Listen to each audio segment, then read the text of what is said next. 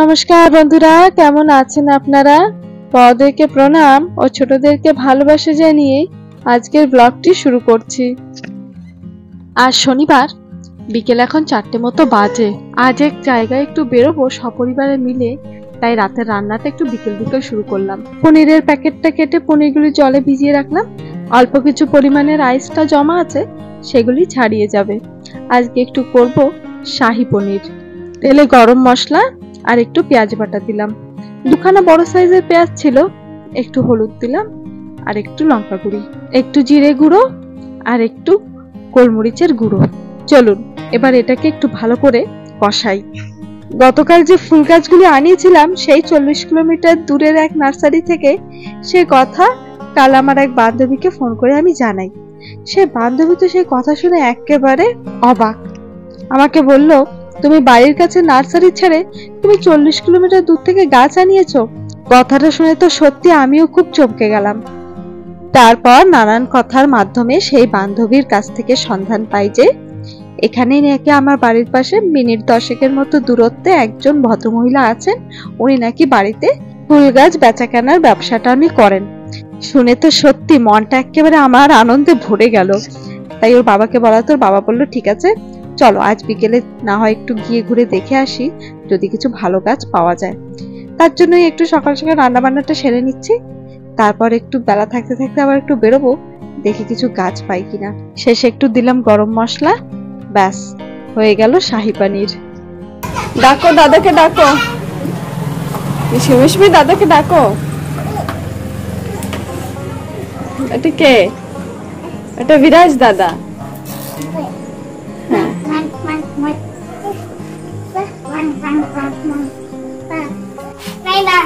ওঠো বিস্মি, এভাবে হাঁটে না, ওঠো ওঠো ওঠো ওঠো ওঠো। কেমন ভাবে হাঁটছো মা? পায়ে ব্যথা লাগবে, ওঠো। ব্যথা লাগে না?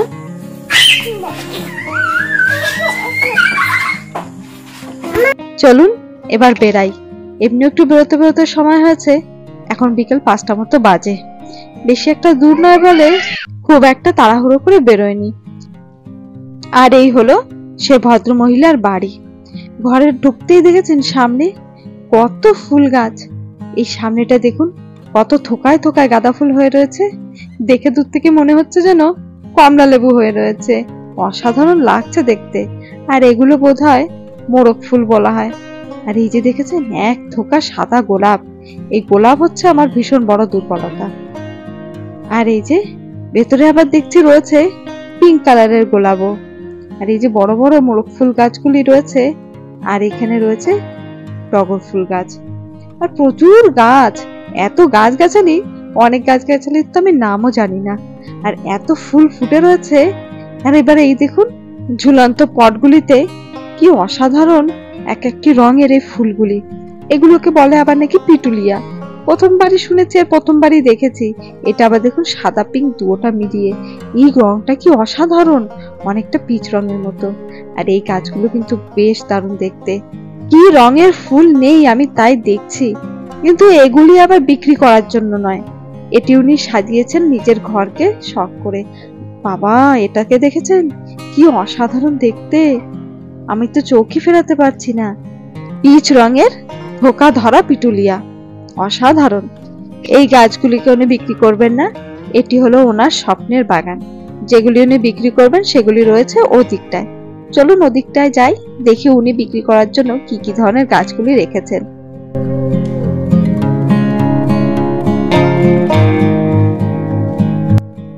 এই যে এটি হলো ওনার ছোট্ট নার্সারি। এগুলির মধ্যে যে ফুল গাছগুলি আছে সেগুলো উনি বিক্রি করবেন। প্রচুর গোলাপ ফুল দেখতে পাচ্ছি, বিভিন্ন রঙের গোলাপ আছে। ওদিকটা আছে বিভিন্ন ধরনের গাঁদা, আর রয়েছে পিটুলিয়াও। আবার এদিকটাতে রয়েছে অনেক ডালিয়ার ভ্যারাইটিও। আর এই গাঁদা ফুলটাকে দেখেছেন, একাই যেন রাজা, কতটা বড়। দাঁড়ান, এর উপরেও দেখছি আর একটা রয়েছে। বাবা, এদিকটা রয়েছে হলুদ ডালিয়া। প্রচুর গাছ, আমি তো সত্যি একেবারে অভিভূত। আবার এখানটা এসে জানতে পারলাম শুধু ভদ্রমহিলা একা নন, সঙ্গে ওনার স্বামীও আছেন। দুজনে মিলে এই নার্সারিটা চালান। ওনারা আবার এই গাছগুলি সুদূর কলকাতা থেকে নিয়ে আসে। অনেকটা সন্ধে হয়ে গেছে, এসে কখন এই গাছগাছালিগুলি দেখতে দেখতে সময় পার হয়ে গেছে নিজেরাই বুঝতে পারিনি। অনেকগুলি গাছ পছন্দ করেছি, চলুন বাড়িতে যাই, তারপর আপনাদেরকে দেখাবো কি কি গাছগুলি নিয়েছি।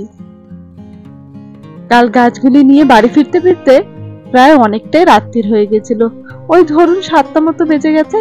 তো তখন আর আপনাদেরকে গাছগুলি দেখাতে পারিনি, ওই রাত্রির অন্ধকারে দেখানো বুঝতে পারতেন বলুন। এই যে শুরু করলাম প্রথমেই গাঁদা ফুলটা দিয়ে।